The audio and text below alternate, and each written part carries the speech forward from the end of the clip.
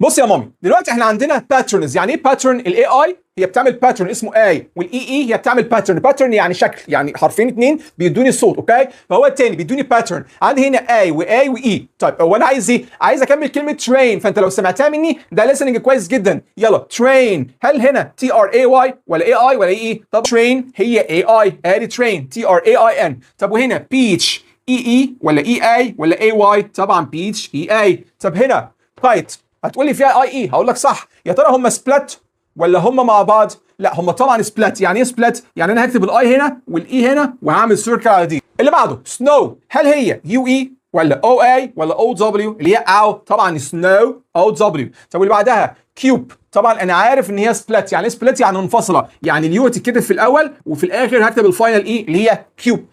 وبعد كده كي اللي هو مفتاح. اي واي ولا اي واي ولا اي اي؟ طبعا كي اي واي اللي هي كي. اول كلمه اسمها ميل.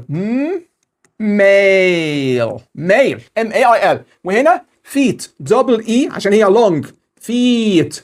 والثالثه بوت، بي او اي تي، بوت. اما الاخيره كيوب، سي يو بي اي. اكسلنت.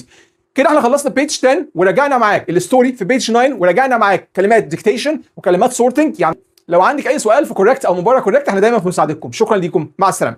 بص يا مامي، دلوقتي احنا عندنا باترنز. يعني ايه باترن؟ الاي اي هي بتعمل باترن اسمه اي، والاي اي هي بتعمل باترن. باترن يعني شكل، يعني حرفين اتنين بيدوني الصوت. اوكي، فهو التاني بيدوني باترن. عندي هنا اي واي واي. طيب هو انا عايز ايه؟ عايز اكمل كلمه ترين، فانت لو سمعتها مني ده ليسننج كويس جدا. يلا ترين، هل هنا تي ار اي واي ولا اي اي ولا اي اي؟ طب ترين هي اي اي، ادي ترين تي ار اي اي ان. طب وهنا بيتش اي اي ولا اي اي ولا اي واي؟ طبعا بيتش اي اي. طب هنا كايت، هتقول لي فيها اي اي، هقول لك صح. يا ترى هم سبلت ولا هم مع بعض؟ لا هم طبعا سبلت. يعني ايه سبلت؟ يعني انا هكتب الاي هنا والاي هنا وهعمل سيركل على دي. اللي بعده سنو، هل هي يو اي ولا او اي ولا او دبليو؟ اللي هي او، طبعا سنو او دبليو. طب واللي بعدها كيوب، طبعا انا عارف ان هي سبلت. يعني سبلت يعني منفصله. يعني اليو هتتكتب في الاول وفي الاخر هكتب الفاينل اي اللي هي كيوب. وبعد كده كي اللي هو مفتاح. اي واي ولا اي واي ولا اي اي؟ طبعا كي اي واي اللي هي كي. اول كلمه اسمها ميل. ميل ام اي اي ال. وهنا فيت دبل اي عشان هي لونج، فيت.